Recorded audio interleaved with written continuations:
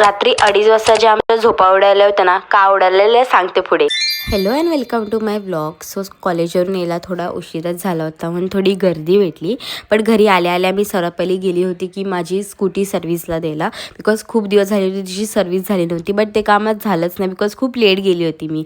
मग तिकडून येताना मस्त पेस्ट्री खाल्ली अँड त्यानंतर मग माझ्या दिदीचा असा प्लॅन झाला की कुठेतरी मस्त बाहेर फिरायला जाऊया, बिकॉज आमचे सगळे कझिन्स आले होते म्हणून.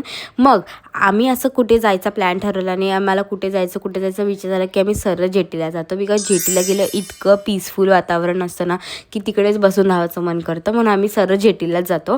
आम्ही तिकडे थोड्या वेळ बसला आणि मग विचार केला की काहीतरी खाऊया म्हणून आम्ही मोमोज खायला गेलो. बट आम्ही युजली जिच्याकडे मोमो खातो ना तिच्याकडे खूप गर्दी होती म्हणून तिच्यासमोरच ही न्यू प्लेस होती. तिकडे आम्ही विचार केला की ट्रायआउट करूया म्हणून आम्ही त्याच्याकडे ट्रायआउट केलं तर खूप छान होते.